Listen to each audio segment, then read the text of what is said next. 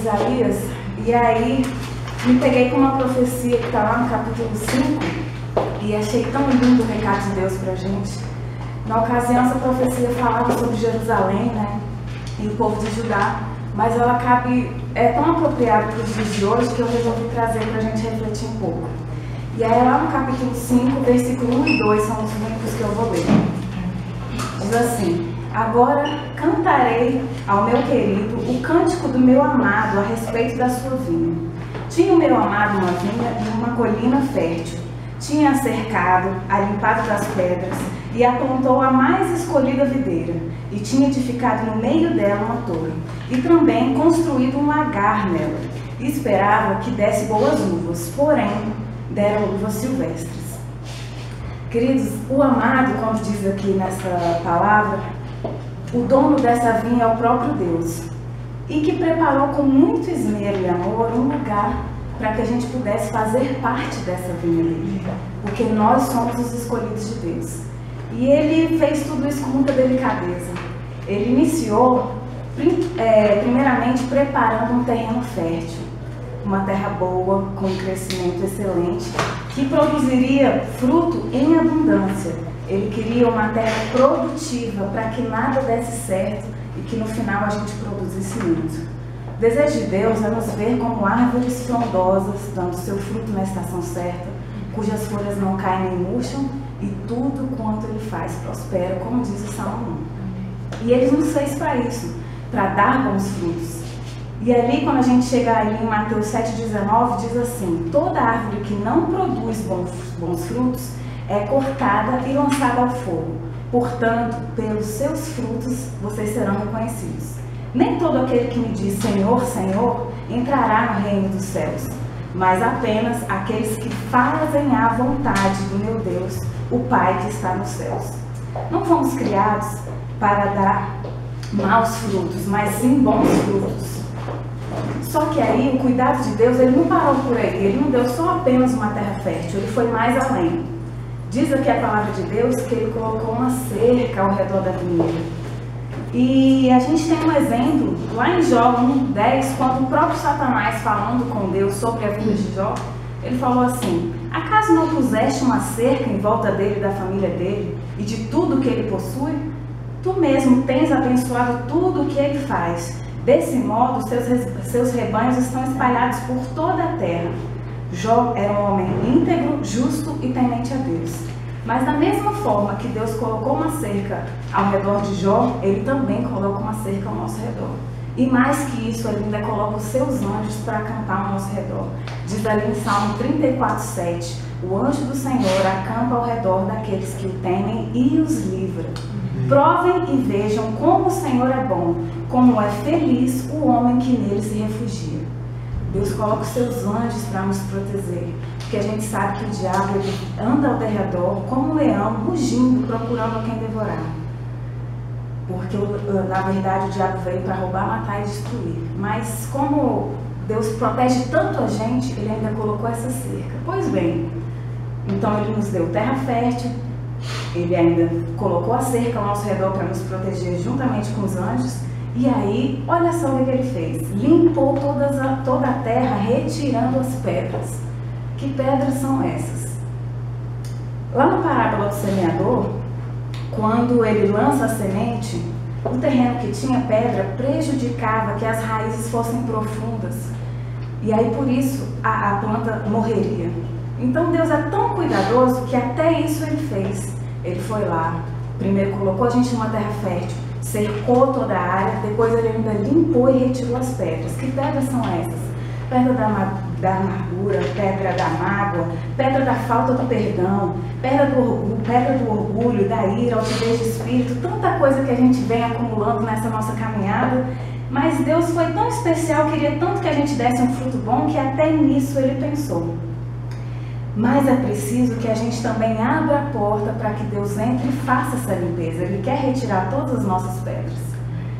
E ele, desde o início, preparou tudo com o maior carinho para que ele queria ver a gente se desenvolvendo, né? O máximo possível, para que cheguemos a uma estatura de varão perfeito e obreiros aprovados. Então, depois de preparar a terra fértil, cercar a vinha, limpar as pedras, Deus vai e escolhe o melhor tipo de videira. O que é isso? A melhor semente. Deus não escolheu para você uma semente qualquer. Ele escolheu a melhor semente porque Ele queria que você fosse a melhor árvore. E que semente é essa? As boas novas do reino de Deus.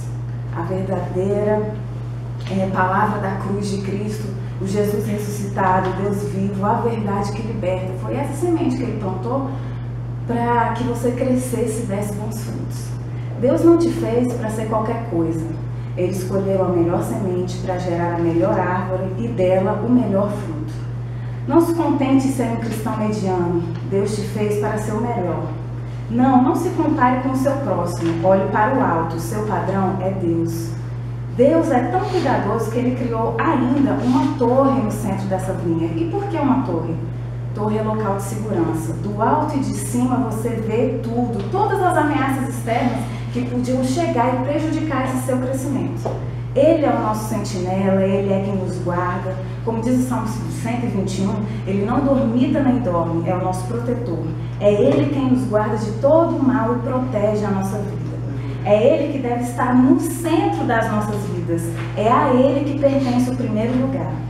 E para finalizar, Ele constrói um lagar. E o que seria esse lagar? Lagar é uma cisterna feita na rocha, onde os trabalhadores pisavam nas uvas para tirar o líquido e produzir o vinho, o melhor vinho. Diz a palavra de Deus que era um momento de alegria. Por quê? Era um momento de comemorar a colheita das boas uvas. Então Deus preparou até um lagar para esperar de nós os bons frutos, para juntos nos alegrarmos daquilo que a gente tem feito nele. Mas, quando a gente continua a ver o versículo, diz lá no final do versículo 2, Deus fez tudo isso, porém deram uvas silvestres ou uvas azedas.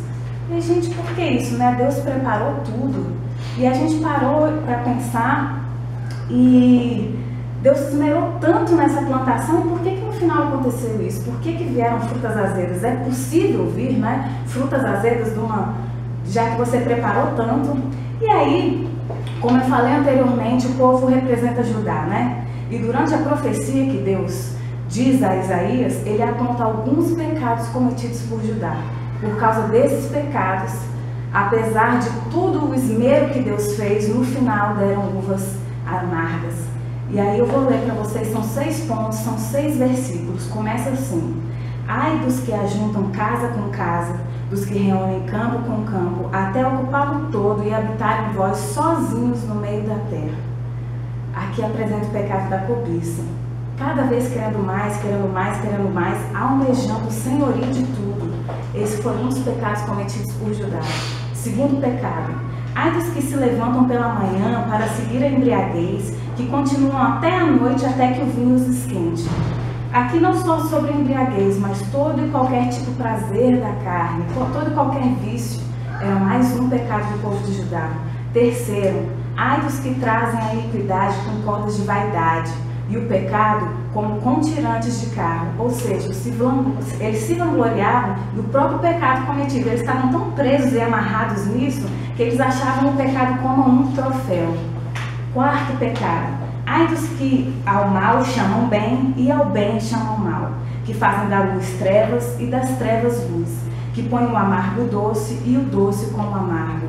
Ou seja, aqueles que deturpam as santas escrituras e pregam um evangelho que na verdade não existe. Versículo 5: ai dos que são sábios aos seus próprios olhos e inteligentes em sua própria opinião. Ou seja, eles acabam sendo deuses de si mesmos. Ai dos que são campeões em beber vinhos e mestres em misturar bebidas, ou que dão por justo ao ímpio por subornos, e ao justo tiram-lhe a justiça. Ou seja, os desonestos, os viciados. Esses eram os 6 pecados apontados pelo povo de Judá. Mas se analisarmos, a gente vê que todos esses 6 pecados cometidos por Judá resumem em uma só coisa: a busca dos prazeres da vida, ou mergulhar nas riquezas do mundo. E aí, voltando novamente para a parábola do semeador, olha só o que diz aqui. Diz a palavra de Deus que parte da semente caiu entre espinhos, que cresceram como ela, mas os espinhos a sufocaram. E aí, qual a explicação que Deus deu aos discípulos? Esses são aqueles que ouvem, mas ao seguirem seu caminho são sufocados pelas preocupações, pelas riquezas e pelos prazeres dessa vida. E por isso eles não amadurecem. Os cristãos de Judá, eles não eram amadurecidos. E apesar de terem recebido uma boa semente, apesar de terem sido muito bem tratados como Deus fez nesse terreno fértil para todos nós, eles se sufocaram pelos prazeres da vida. A cabeça e a mente deles estavam nisso, riquezas, prazeres da vida, foram sufocados por isso, não amadureceram e por isso deram fruto de má qualidade. Será que somos cristãos amadurecidos espiritualmente? Que tipo de fruto eu e você temos produzido? Será que estamos produzindo alguma coisa?